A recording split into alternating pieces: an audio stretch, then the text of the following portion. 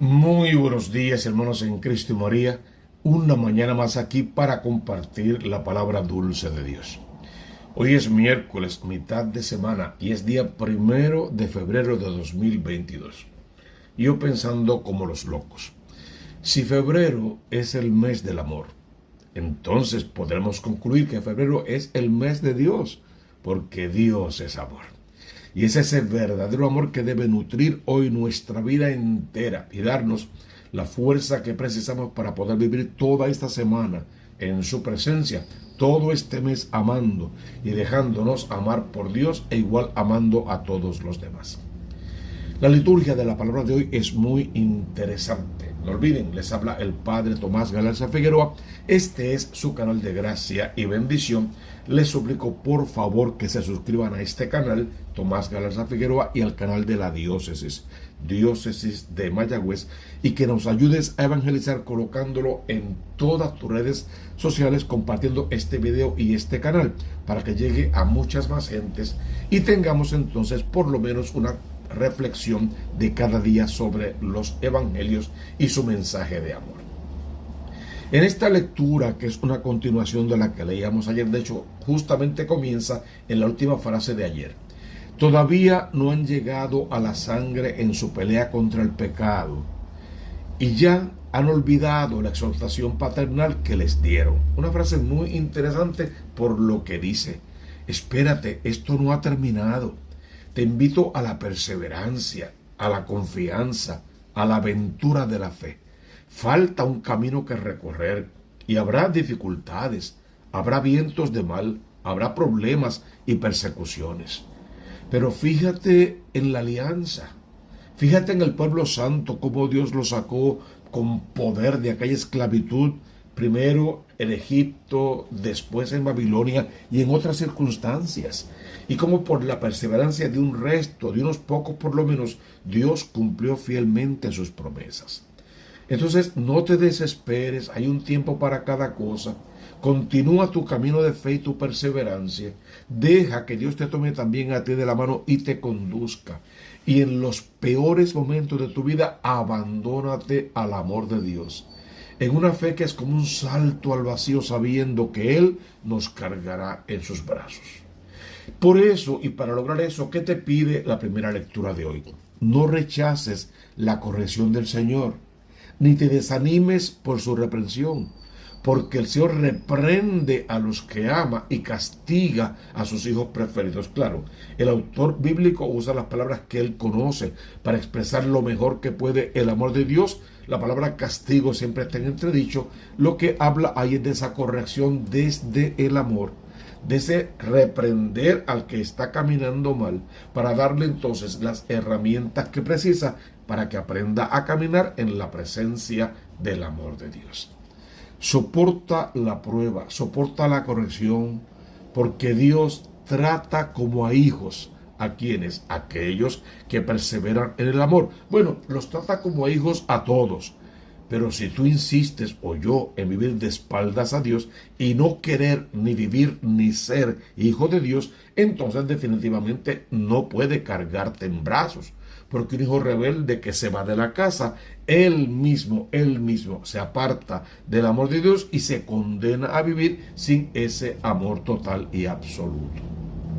¿Qué padre no corrige a sus hijos? Añade ahí, por favor, ¿qué padre no corrige a sus hijos con amor y con autoridad?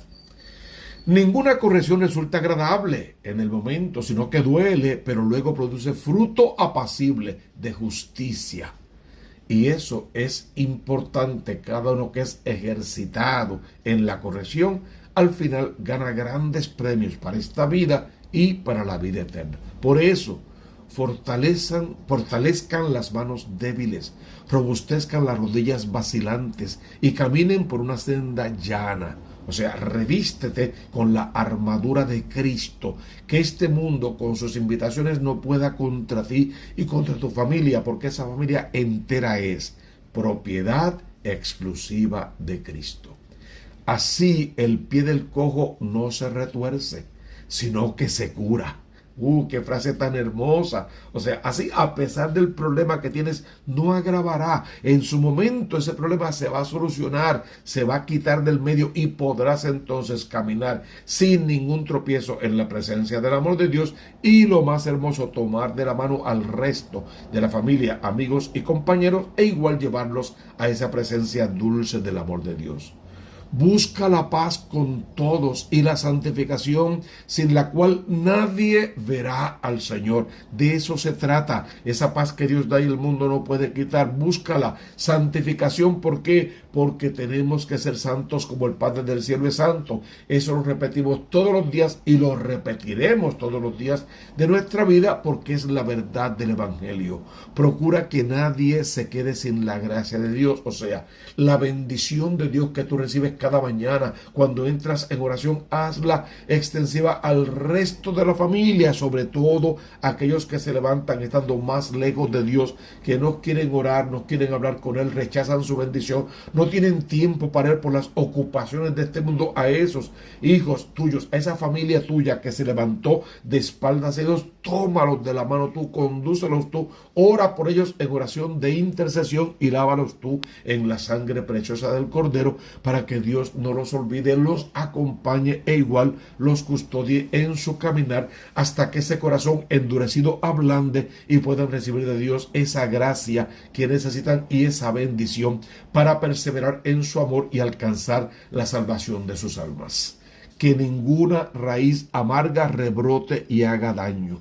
Que solamente la buena semilla del amor, de la fe, de la justicia, de la verdad, de la paz florezca en el corazón de la gente que amamos, para que nadie se contamine de odio, rencores, venganzas y cosas por el estilo, sino que nuestro corazón quede lleno solo de los dones del Espíritu Santo con todos sus frutos. Mira qué bonito el Salmo responsorial de hoy, Salmo 102. La misericordia del Señor dura siempre. Para aquellos que le temen, tendrá una contraparte. Para aquellos que no le temen, la misericordia de Dios no va a durar para siempre.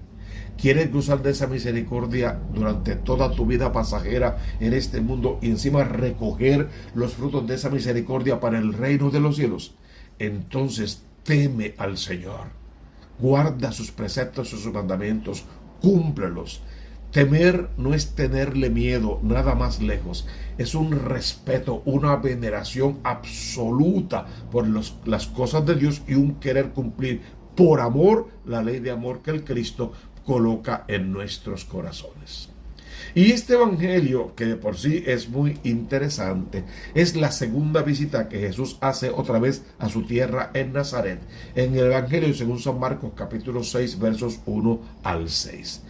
Jesús se dirigió a su ciudad y lo seguían sus discípulos. Cuando llegó el sábado, era un hombre religioso y todos los sábados sin falta iba a la sinagoga a cumplir con sus rezos y hacer todo lo que hubiese que hacer por el reino de los cielos. Allí empezó a enseñar en la sinagoga lo que dice que lo tenían y lo aceptaban como maestro. La multitud que lo oía se preguntaba asombrada. ¿Por qué? Porque lo escuchaban hablar con tanta sabiduría, con tanta elegancia, con tanto poder, con tanta clase. Este maestrillo que llegó ayer es de los nuestros, vive y creció entre nosotros. O sea, se quedaban sobrecogidos con esa sabiduría y con esa enseñanza, pero tenían muchos cuestionamientos puramente humanos. No daban el salto a la parte divina de la persona de Jesús. ¿De dónde saca todo eso? ¿Qué sabiduría es esa que le ha sido dada? Y esos milagros que realizan sus manos. Ven acá. Nosotros conocemos a este muchacho. Este es el hijo del carpintero, o sea, de José, y si quieres, de María Santísima. Es el hijo de María, y este muchacho es el hermano de Santiago, de José, de Judas y de Simón. De hecho, sus hermanas también viven entre nosotros. Ellas todas viven aquí con nosotros. Y se escandalizaban a cuenta de él. O sea, lo conocemos. Toda su familia, todos sus parientes viven aquí. Los hemos visto ir al pozo a buscar agua, a cuidar el rebaño. Hemos visto trabajar la tierra. No, hombre, no, es gente común y corriente. Este muchacho no puede ser el Mesías verdadero, no puede ser el Dios de Israel. Este muchacho es solamente, bueno, un buen profeta, un buen predicador si quieres, pero no creemos que eso pueda pasar de ahí. De hecho, nos escandaliza porque podríamos llegar a pensar incluso que tanta sabiduría le viene de Belcebú, como se pensó en algún otro momento. ¿Quién sabe todos los pensamientos que hubo en su cabeza? Este texto ha traído muchos problemas por aquello de los hermanos de Jesús, pero ya eso ni lo discutimos, eso pasó de moda hace siglos. La iglesia verdadera, la iglesia católica, los verdaderos hijos de Dios y muchos protestantes incluidos saben que Jesús no tuvo más hermanos, que María no tuvo más hijos y de hecho habla de esa familia núcleo que todos tenemos, de esa parentela de la que todos gozamos y que también son nuestros hermanos y hermanas. Un día me reía mucho porque estábamos hablando de este tema y un joven levantó la mano y me dijo: padre, mire, si de verdad eso que dice ahí, hermanos de Jesús, son sus hermanos carnales, entonces cuando vamos a una iglesia protestante, por ejemplo, que todos se llaman hermanos, pues sí, también todos son hermanos. Por lo tanto, cuando muera el pastor, todos los feligreses deben ir a la casa a decir: somos hermanos, dame la parte de la herencia que me toca, y dividir la gran fortuna del pastor entre todos los miembros de la iglesia, porque son hermanos. Igual la misma palabra que está aquí en los evangelios es la misma que ellos utilizan. Si ellos son solamente hermanos en sentido figurativo por la hermandad de la fe, pues estos también eran hermanos en sentido de parentela y por la hermandad de la fe. No nos compliquemos tanto la vida con eso, porque este evangelio dice cosas mucho más importantes que esa pelea inútil y estéril que no ha dado fruto nunca y que al contrario ha apartado a muchísima gente de la fe de la iglesia verdadera para llevarlo no sé dónde y después ni siquiera allí perseveran, y en mi campo decimos se quedan sin la soga y sin la cabra, y eso es peor. De ahí nace la indiferencia religiosa que tenemos en nuestros tiempos hoy día. Se escandalizaban a cuenta de él.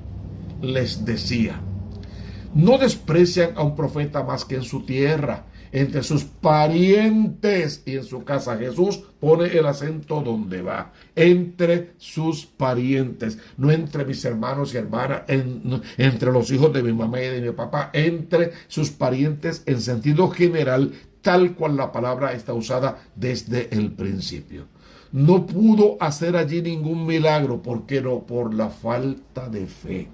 Se sorprendieron de cómo predicaba. Sorprenderse no es suficiente. Les gustó su predicación. Que le guste no es suficiente. Quedaron admirados. La admiración no es suficiente.